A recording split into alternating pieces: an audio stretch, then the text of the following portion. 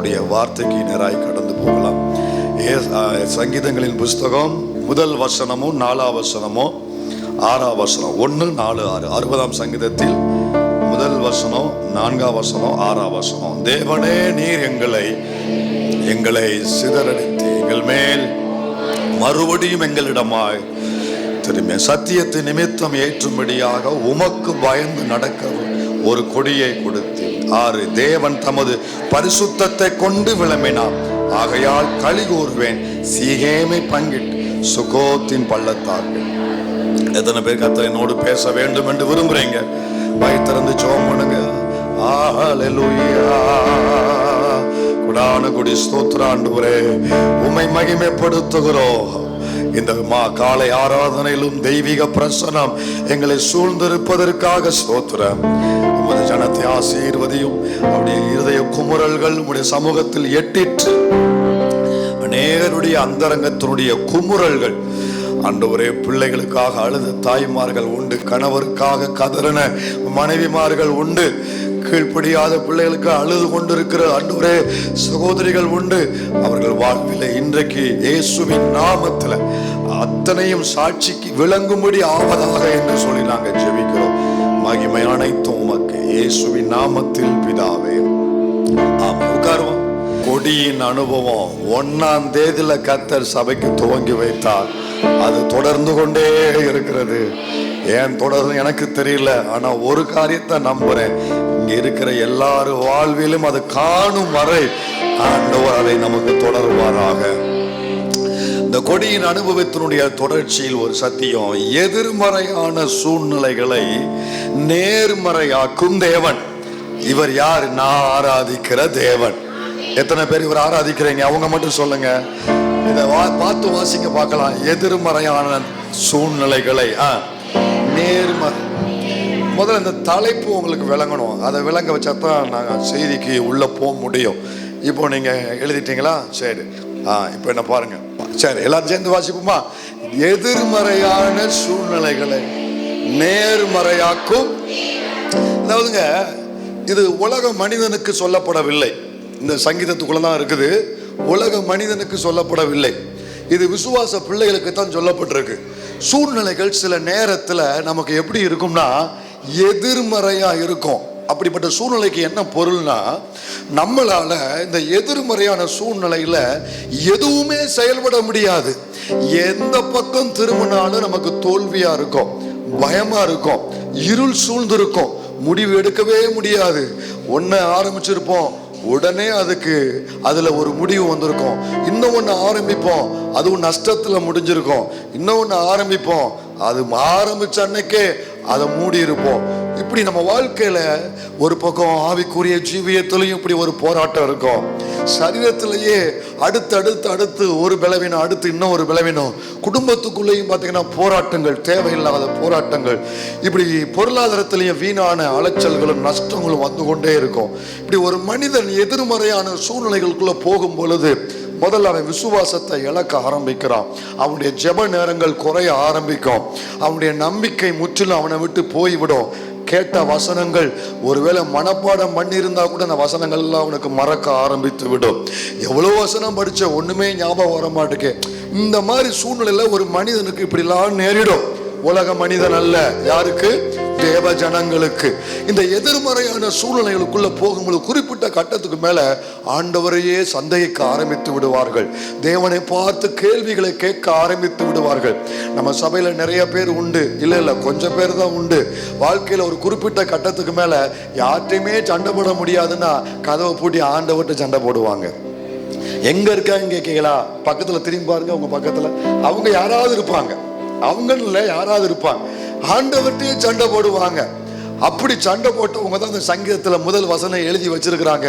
முதல் வசனத்தை வாசி பார்க்கலாம் வேகமா. தேவனே, நீர் எங்களை கைவிட்டு எங்களை சிதறடித்து. போதும் போதும் போதும். சண்டை போடுறாங்களா ஆண்டவர்கிட்ட? சண்டை போடுறாங்களா இல்லையா? பாருங்களேன், எங்களை கைவிட்டு எங்களை சிதறடித்து. எதிர்மறையான சூழ்நிலைகள். ஆனா கர்த்தருக்கு ஸ்தோத்திரம். தேவ பிள்ளையே, நீயும் நானும் ஆராதிக்கிற தேவன் யார் என்று நீ அறிந்து கொள். இந்த தேவன் சூழ்நிலைகளை ஆளுகை செய்கிறவர். இந்த தேவன் சூழ்நிலைகளை தன் கண்ட்ரோலில் வைத்திருக்கிறவர். சூழ்நிலைகள் உன்னை மேற்கொள்ள ஒரு நாளும் இந்த தேவன் விடவே மாட்டார். இறுதியில் சூழ்நிலையை நீ மேற்கொள்ளுவாய். அக்கினி சூளை அவர்களை மேற்கொள்ள விடவில்லை, இவர்கள் அக்கினி சூளையை மேற்கொண்டார்கள். சிங்கக்கவி அவனை மேற்கொள்ள தேவன் விடவில்லை, அவன் சிங்கக்கவியை மேற்கொள்ளும்படி செய்தார். இவைகளில் உங்களில் யார் எதிர்மறையான சூழ்நிலைகளுக்குள் இங்க இருக்கிற உங்கள் வாழ்க்கை இன்னைக்கு பயணித்து கொண்டிருக்குமானால் நம்புங்கள், அது சில மணி துளிகள் மட்டும்தான் நீடிக்கும். விசுவாசியுங்கள், விரைவில் வெளியே வருவீர்கள். நன்றி சொல்லுங்கள், அந்த சூழ்நிலையை தேவன் நேர்மறையாக்குவார்.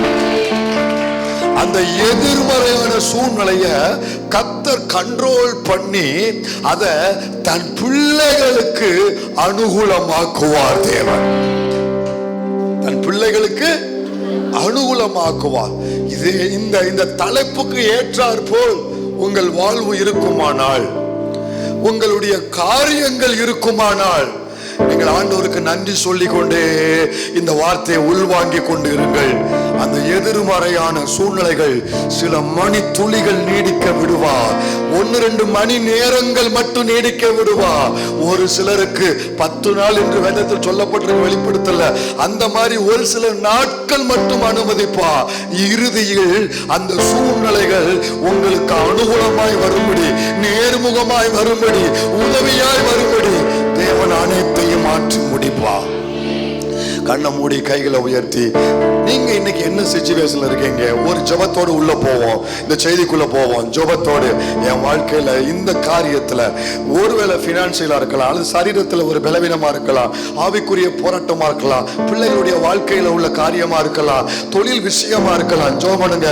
ஆண்டவரே, நான் நம்புறேன்ப்பா, நீங்க ஜெபம் பண்ணுங்க.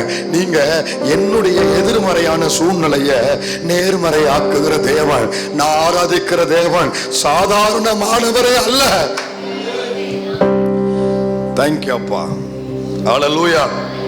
சோ இந்த காரியங்களை தான் நம்ம இன்னைக்கு இந்த சங்கீதத்துக்குள்ள இருந்தும் பார்க்க போறோம். இதுக்கு அடுத்து மற்ற வேதத்தில் பல இடங்களில் இருந்தும் பார்க்க போறோம். கவனிங்க, எதை எதிர்மறையான எப்படி மாற்றுவா? யார் மாற்றுவா?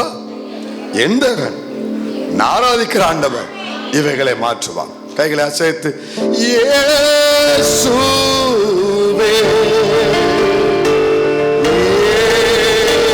இயேசுவே முழு பலத்தோடு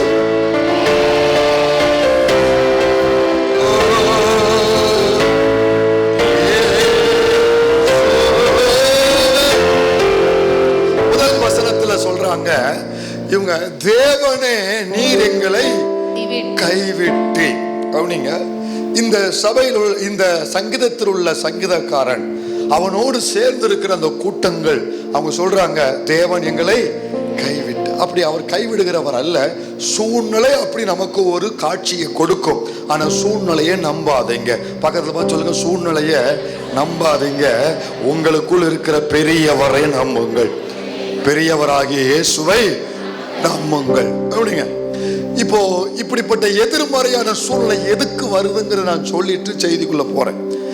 ஒரு ரட்சிக்கப்பட்ட பிள்ளைக்கு ஏன் சிச்சுவேஷன் எதிரா மாறுது? ஒரு அபிஷேகம் பெற்ற ஒரு பிள்ளை, எவ்வளவு பெரிய தேவன், நம்முடைய தேவன் இல்லையா? எவ்வளவு பெரிய தேவன், வானத்துக்கும் பூமிக்கும் சொந்தக்காரர் அவர். அவ்வளவு அண்ட சராசரத்துக்கு மேல வீட்டு இருக்கிறவர், பூமியின் உருண்டையின் மேல் அவர் வீட்டு இருக்கிறார். ஆடாடா, எவ்வளவு பெரிய சத்தியம் அது. அப்போ இவ்வளவு பெரிய தேவனை நான் சேவிக்கிறேன், எதுக்கு அவருடைய பிள்ளை எனக்கு சூழ்நிலைகள் எல்லாம் எதிராய் மாறுகிறதுனா, வெரி சிம்பிள், வெரி சிம்பிள். இந்த சங்கீதத்தினுடைய துவக்க முகவரையே அதுக்கு பதில் கொடுக்கு. அந்த பிராக்கெட் வாசி வேகமா. பிராக்கெட் வாசி. தாவீது மெசொப்பொத்தாமியா தேசத்து சீரியரோடும் சோபா தேசத்து சீரியரோடும் யுத்தம் பண்ணின போது. அப்ப என்ன நடக்குங்க? என்ன நடக்கு? யுத்தம் நடக்கு. கவனிங்க, யுத்தம் நடக்கு. யுத்தம் ஒரு எதிர்மறையான சூழ்நிலை. தாவீதுக்கு ஒரு எதிர்மறையான சூழ்நிலை, அவனுடைய ஜனங்களுக்கு ஒரு எதிர்மறையான சூழ்நிலை. யுத்தம் நடக்கு. யுத்தம் நடக்கா, ஆவிக்குரிய யுத்தம் நடக்கா, குடும்பத்துக்குள்ளே நடக்கா, எதுக்கு எடுத்தாலும் ஒரே சண்டைகளா இருக்கா, கவனிங்க, போராட்டமா இருக்கா? எதிர் வீட்டுக்காரி உங்க உயிரை வாங்குறாளா? கர்த்தருக்கு தோத்திரம். வீட்டு ஓனர் உங்களை ஆணி அடிக்க விட மாட்டுக்காங்களா? நல்லா கவனிங்க. வீட்டை காலிமூல் இல்லாமன்னு சொல்லி யுத்தம் தாங்க முடியாம போராடி கொண்டு இருக்கிறீங்களா? தேவ பிள்ளைய, உலக மனிதனுக்கு வேண்டுமானாலும் யுத்தம் அவனுடைய சமாதானத்தை கெடுப்பதற்காக வரலாம். ரட்சிக்கப்பட்ட உனக்கு, ஆமே, அபிஷேகம் பெற்ற உனக்கு, எனக்கு ஏன் யுத்தம் வருது தெரியுமா?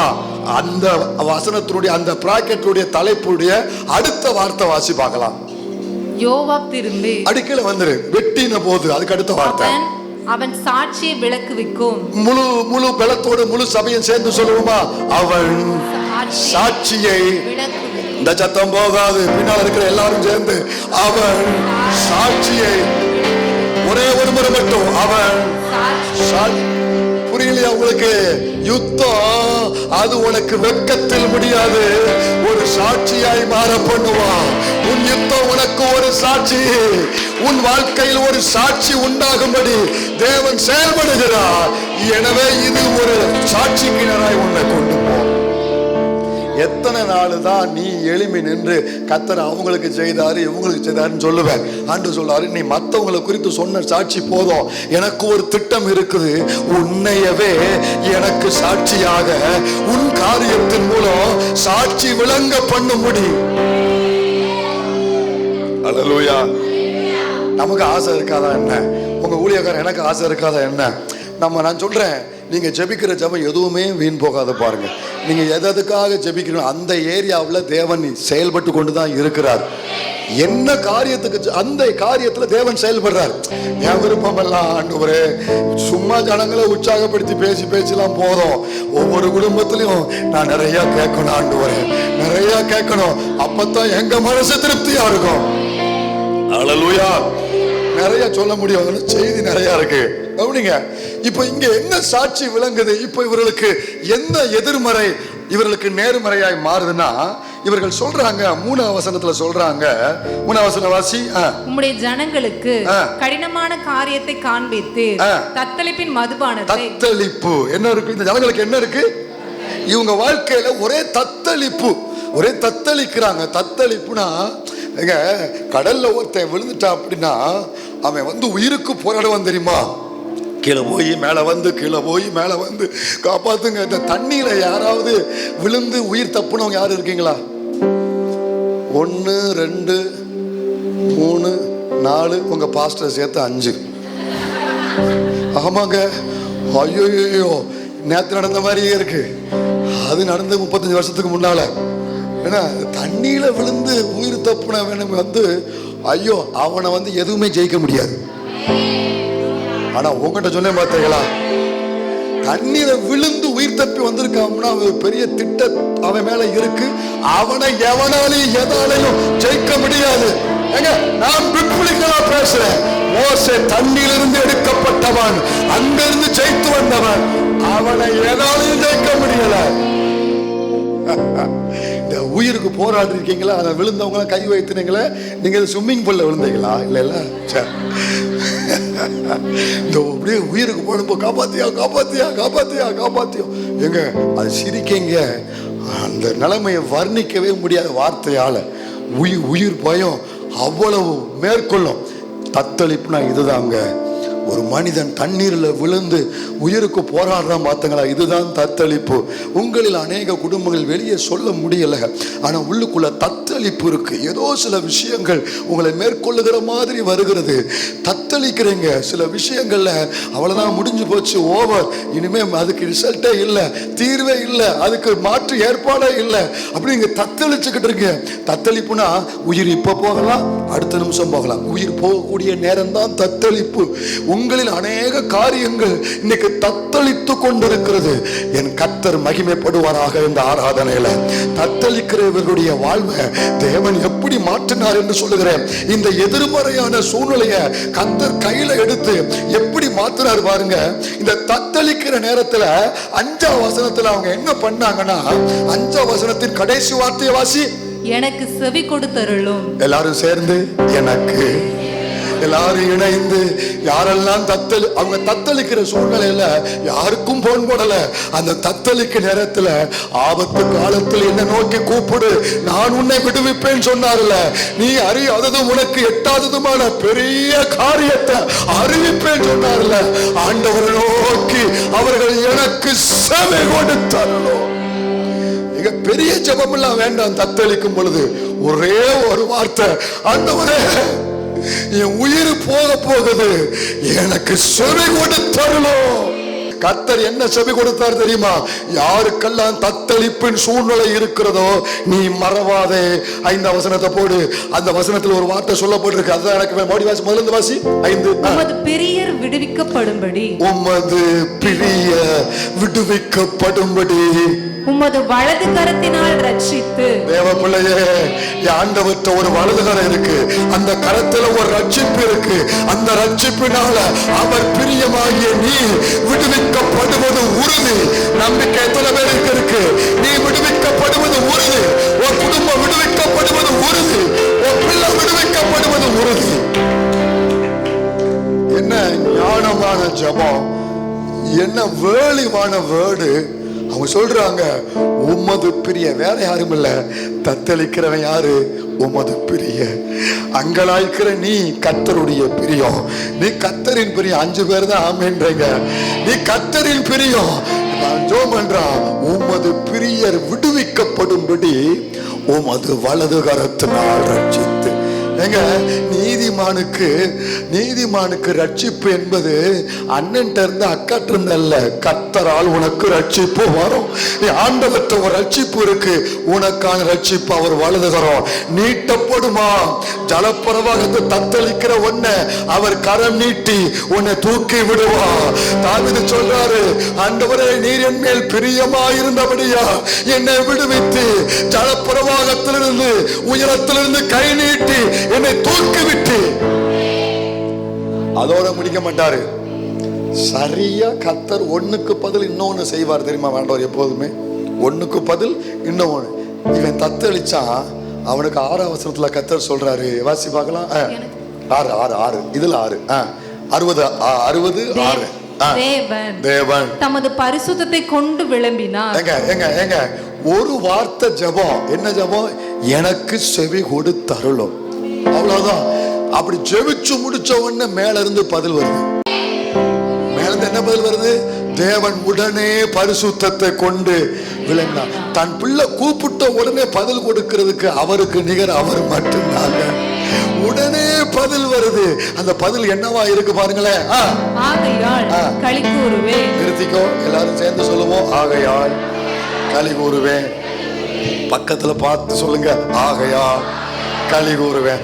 சரி, இப்போ இந்த வார்த்தையை நான் கொஞ்சம் உங்களுக்கு புரியுற மாதிரி நான் சொல்றேன். சரி, களி கூறுதலுக்கு இன்னும் ஒரு பேர் அக்களிப்பு. சொல்லுங்க, அக்களிப்பு. இதுக்கு முன்னால அவனுக்கு என்ன இருந்துச்சு? இதுக்கு முன்னால என்ன இருந்துச்சு?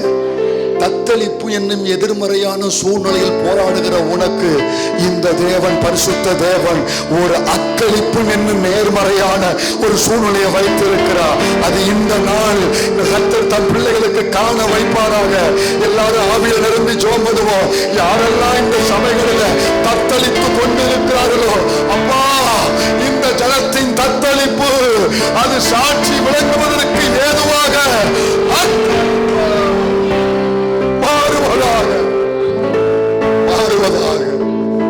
மாறுவதாக. ஆமென் சொல்றீங்களா? ஒரு சகோதரி போன வாரத்தில், இப்போதான் ஒரு வாரம் தான், போன ஞாயிற்றுக்கிழமைக்குள்ள, இந்த ஞாயிற்றுக்கிழமைக்குள்ள நடந்தது தான். நம்ம சபையை சேர்ந்த ஒரு குடும்பம் சகோதரி காலையில் அது 7 மார்னிங் ஒரு கால் பண்ணாங்க எனக்கு. அவங்க பயந்து நடுங்கி அழுதுகிட்டே பேசினாங்க. இந்த மாதிரி அவங்க அழுததே இல்லை. அப்படி அழுது நடுங்கிட்டே பேசினாங்க. என்ன பிரச்சனை ஒன்று, திடீர்னு சரீரத்தில் ஏதோ ஒரு சின்ன சிக்னஸ் ஆகிருக்கு. டெஸ்ட் பண்ண போனால் இங்கே முடியாது, நீங்கள் மதுரைக்கு போங்க. மதுரையில் பெரிய ஹாஸ்பிட்டலில், ஒரு பெரிய ஹாஸ்பிட்டலில் போய் செக் பண்ணால் அவங்களுக்கு சில பிரச்சனைகள்லாம் இருக்குது அப்படி சொல்லிட்டு சொல்கிறாங்க. அவங்களுடைய கிறிஸ்டியை கேட்டிருக்கிறாங்க. அவங்க அம்மா அப்பா கேட்பாங்களா, சுகர் அம்மாவுக்கு ரெஞ்சாப்பா இல்லை, அதே மாதிரி நிறையா கேட்டிருக்காங்க.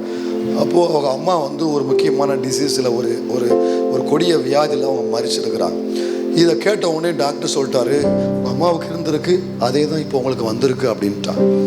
வந்திருக்கு, நான் ஜஸ்ட் ரெக்கார்டுக்காக நான் டெஸ்ட் அனுப்பிச்சிருந்தேன், நாளைக்கு வாங்க ரெக்கார்டை வாங்கிக்கோங்க, ட்ரீட்மெண்ட் ஆரம்பிப்போன்னு பயமுறுத்தி அனுப்பிச்சிட்டாரு. இது நடுங்கி பயந்து அழுதுகிட்டே அந்த குடும்பத்தில் சந்தோஷமே போச்சுங்க. அந்த குடும்பத்தில் மகிழ்ச்சியே போச்சு. ஒரு முகத்தை ஒரு பார்த்து சிரிக்க கூட முடியல. ரொம்ப துக்கத்தில் குடும்பம் தள்ளப்பட்டு ஃபோன் பண்ணான்.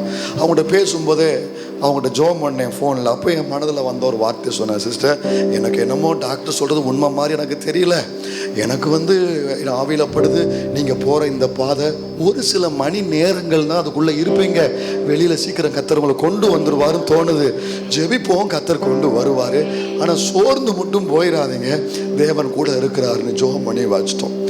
மறுபடியும் அவங்க ஆசிரியர் போயிட்டு மறுநாள் கால் பண்ணாங்க, நான் எடுக்கலை, எனக்கு மெசேஜ் போட்டாங்க, மறுபடியும் ஃபோன் பண்ணால் சொல்கிறாங்க, பாஸ்டர் அந்த டாக்டர் சாரி கேட்டு என்னுடைய படிப்பு அறிவு தோற்று போனது, உங்களுக்கு ஒரு பிரச்சனையுமே இல்லை, மொத்த விட்டமின் மாத்திரை கூட வேண்டாம், 300 ரூபா ஃபீஸை மட்டும் கொடுங்க, வீட்டுக்கு போங்க. அவ்வளோ பெரிய ஆஸ்பத்திரியில் போய் 6 டிஜிட் பே பண்ணாமல் யாரும் வெளியே வந்தது இல்லை. வெறும் 300 ரூபாயை கொடுத்து வெளியே வந்திருக்காங்கன்னா அது இந்த சபை தேவன் அவங்க மேல வச்ச கிருபை. ஹல்லேலூயா. அப்போ ஆண்டவர் என்ன விரும்புறாருன்னா, இந்த ஜனத்தின் தத்தளிப்பு, நேற்று அது தத்தளிப்பு, இன்னைக்கு அது ஆட்களிப்பு. ஆவியில நிரம்பி சொல்லுங்க, விசுவாசத்தோடு சொல்லுங்க, என் தத்தளிப்பு, என் குடும்பத்தின் தத்தளிப்பு ஆட்களிப்பாய் மாற பண்ணுகிறப்பா. ஹல்லேலூயா. எவ்வளவு பெரிய எதிர்மறையான சூழ்நிலையுமோ தேவன் கையில் எடுத்து அது நேர்மறையாக்குவார். உங்களுக்கு நல்லா தெரியும், நீங்க பவுலுடைய ஊழியத்துல நம்ம நிறைய பார்க்கிறோம். அதற்கு முன்பதாக அப்போஸ்தலர்கள் எல்லாரும் சேர்ந்து அந்த சுவிசேஷத்தை பிரசங்கம் பண்ண ஆரம்பிக்கிறார்கள். ரோம அரசாங்கம் அவர்களுக்கு எதிராக இருக்கு. ரோம அரசாங்கம் எதிராக இருந்து, நான் சொல்றது அப்போஸ்தலர் 5ஆம் அதிகாரத்தில் இருக்கு. இப்ப நீங்க கவனிக்கணும். ரோம அரசாங்கம் அவர்களை கூப்பிட்டு பயமுறுத்துது, இயேசுவை நீங்கள் பிரசங்கிக்க கூடாது, பிரசங்கித்தால் உங்களை கொன்று போடுவோம், கொலை செய்து விடுவோம் என்று எல்லாரும் ஒன்று சேர்ந்து கூட்டமா சேர்ந்து பேதுருவை கொலை செய்யும்படி திட்டம் பண்றாங்க. சூழ்நிலை ரொம்ப மோசமா இருக்கு. சூழ்நிலை ரொம்ப மோசமா இருக்கு. இப்போ நல்லா கவனிங்க, எந்த இடத்துல சூழ்நிலை மோசமா இருக்கோ அவர்கள் மிரட்டப்படுகிறார்களோ, பயமுறுத்தப்படுகிறார்களோ, நான் தான் சொன்னேன்ல, உன் சூழ்நிலை உன் கையில் இல்லாம இருக்கலாம், உன்னை உள்ளங்கையில் வரைந்திருக்கிற கர்த்தரின் கையில் தான் உன் சூழ்நிலை இருக்கு. அதே கூட்டத்துக்குள்ள ஒருத்தனை கர்த்தர் எழுப்பினா பேர சொல்லுங்க. அதே கூட்டத்துல ஒருத்தனை கர்த்தர் எழுப்பினா பேர சொல்லுங்க. கமாலியன் என்கிற ஒருத்தனை கர்த்தர் எழுப்பினாரு. அவன் சொல்லுவான், அதை மட்டும் வாசி 5ஆம் அதிகாரத்துல அவன் சொல்ற 16 வசனமா, 5:34 வாசி, 5:34 வாசி. அப்பொழுது சகல ஜனங்களாலும், அதுக்கு முன்னால முந்தின வசனம் வாசி. அதை அவர்கள் கேட்ட பொழுது மூர்க்கமடைந்து அவர்களை கொலை செய்யும்படிக்கு யோசனை பண்ணினார்கள். அப்படிலாம் இருக்கும் ஊழியத்துல. நம்ம போகிற இடத்துல நிறைய பார்த்திருக்கிறோம், இவங்களை உள்ளேயே விடக்கூடாது. நான் சொல்லியிருக்கேன்ல, நல்லா கவனிங்க. ஒரு முறை ஒரு இடத்துக்கு சுவிசேஷம் அறிவிக்க நானும் இன்னொரு சேர்ந்த என்னுடைய நண்பரும் கூட ஒரு சில சகோதரிகளும் ஒரு கிராமத்துக்கு போயிருந்தோம். ஒரு கிராமத்துக்கு போன போது அங்க ஒரு குடிகாரன், அந்த குடிகாரன் என்னையும் அந்த சகோதரிகளை விட்டுட்டான். அவங்க எங்க போனாங்கன்னு தெரியல. என்னையும் என் கூட உள்ள நண்பரையும் முதுகுல அத்தனை அடி அடிச்சான். முதுகுல அடிச்சு கடைசியில அப்படியே ஏதாவது கம்பு கிடைக்குமான்னு தேடினான். கம்பு கிடைக்காம இவ்வளவு பெரிய ராடு அவன் கையில கிடைச்சிச்சு. இவ்வளவு பெரிய ராடு, நல்லா இந்த கை உருட்டுத்தனம் ராடு இரும்பு கம்பி கிடைச்சிச்சு. கம்பத்தெடுக்கு என்ன கிடைச்சிச்சு? ஆளுகளை பாரு, எதுக்க உங்க பாஸ் நிக்க.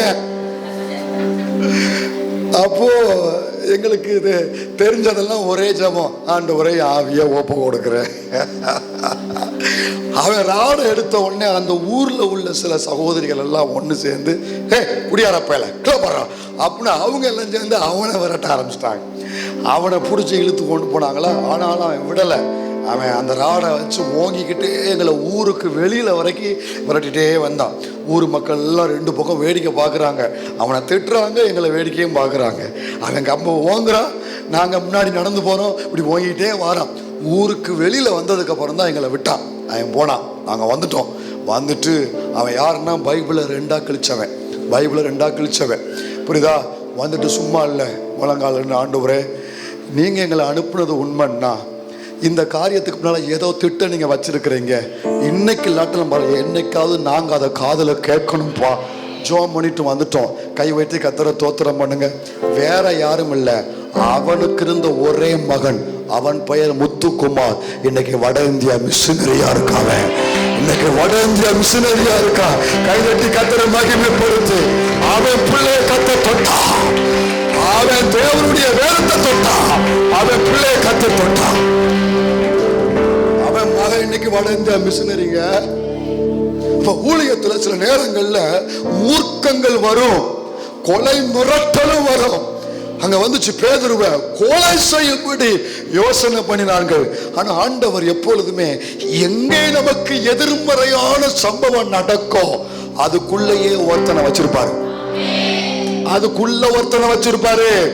அடுத்த வசனம் சொல்லுது, அப்பொழுது சகல ஜனங்களாலும் கணம் பெற்ற நியாய சாஸ்திரியாகிய கமாலியல் என்னும் பெயர் கொண்ட ஒரு பரிசேயன் ஆலோசனை சங்கத்தில் எழுந்திருந்து அவன் கூட்டத்துக்குள்ள, நான் பரிசுத்த ஆவிக்குள்ள நான் நம்பி சொல்றேன், கை உயர்த்துங்க. யாரெல்லாம் எதிர்மறையான சூழ்நிலை இருக்கிறார்களோ, மனுஷர்களோடு போராடி கொண்டிருக்கிறார்களோ, அங்கிருந்த ஒரு நபரை கர்த்தர் எழுப்புவாராக. இந்த ஜனத்துக்கு தயவு செய்ய, இந்த பிள்ளைகளுக்கு உதவி செய்ய, இவர்களுக்கு சார்பில் பேசக்கூடிய ஒரு நபரை கர்த்தர் தொடுவாராக. தகப்பனே, நீ தொடுவதற்காக நன்றி. அவன் சொல்றான், அவனுடைய ரெஸ்ட்மனியை மட்டும் சொல்லி கையில போ. அவன் என்ன சொல்லுவான்? சங்கத்தாரை நோக்கி, இஸ்ரவேலரே, இந்த மனுஷருக்கு நீங்கள் செய்ய போகிறதை குறித்து எச்சரிக்கையாயிருங்கள். எங்க உன் அண்ணன் வர மாட்டான், உன் கூட பிறந்தவன் எவனும் வர மாட்டான். உள்ள இருக்கிறவன் சொல்றான், அவர்களுக்கு செய்ய போறதை குறித்து எச்சரிக்கையாயிருங்கள். ஏனென்றால் இந்நாட்களுக்கு முன்னே தெயுதாஸ் என்பவன் எழும்பி, அடுத்த வசனவா, அவனுக்கு பின்பு குடிமதிப்பின் நாட்களிலே தேவனால் உண்டாயிருந்ததே, ஆனால் அதை ஒழித்துவிட உங்களால் கூடாது. தேவனோடு போர் செய்கிறவர்களாய் காணப்படாதபடிக்கு பாருங்கள் என்றான். அல்லேலூயா. இதோட அவங்க சங்கம் கலைந்தது.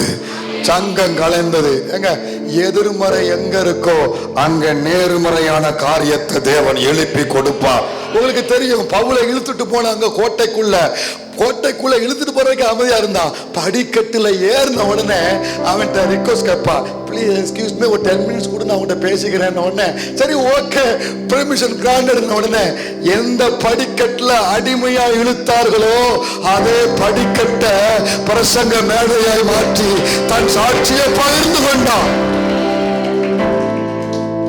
இந்த பவுலை கைதியாய் கப்பல்ல கொண்டு போறாங்க. இவன் பேச்சு எடுபடவே இல்லை. சொல்லுங்க, சொல்றான், கேட்க மாட்டேங்க. அடிமை உட்காரு, கைதி உட்காரு. இவன் பேச்சு எடுபடவே இல்லை. இவன் பேச்ச கேட்க யாரும் ஆயத்தமே இல்லை. ஞானத்தை நம்புறான், அனுபவத்தை நம்புறான், பணத்தை நம்புறான், பரிசுத்தமான நம்ப மாட்டேங்கான்.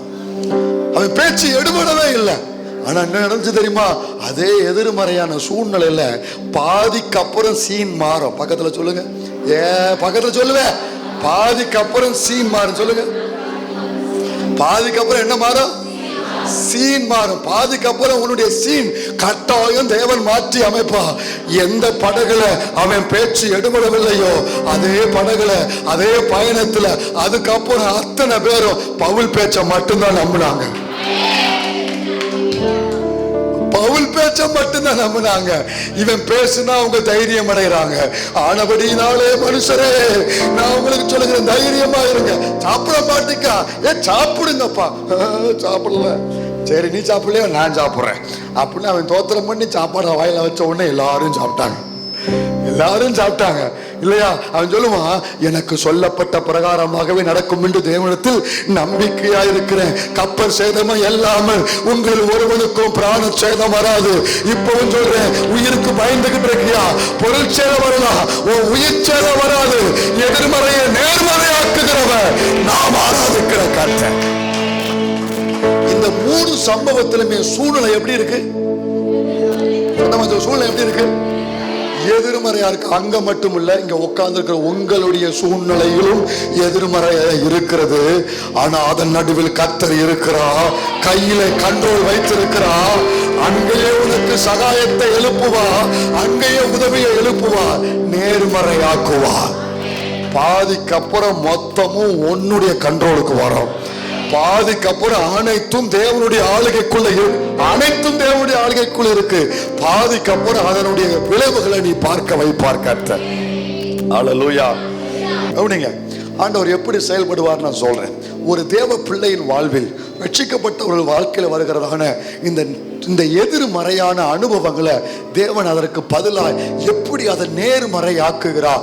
61 ஏசாயா தீர்க்கதரிசன புஸ்தகம் 61 அதிகாரம் 3 வசனத்தை எடு. 61:3 வசி. சீயோனிலே துயரப்பட்டவர்களை சீர்படுத்தவும், அவர்களுக்கு சாம்பலுக்கு பதிலாக சிங்காரத்தையும், துயரத்துக்கு பதிலாக ஆனந்த தைலத்தையும், ஒடுங்கின ஆவிக்கு பதிலாக துதியின் உடையையும் கொடுக்கவும் அவர் என்னை அனுப்பினார். அவர்கள் கர்த்தர் தம்முடைய மகிமைக்கென்று நாட்டின நீதியின் விருட்சங்கள் எண்ணப்படுவார்கள்.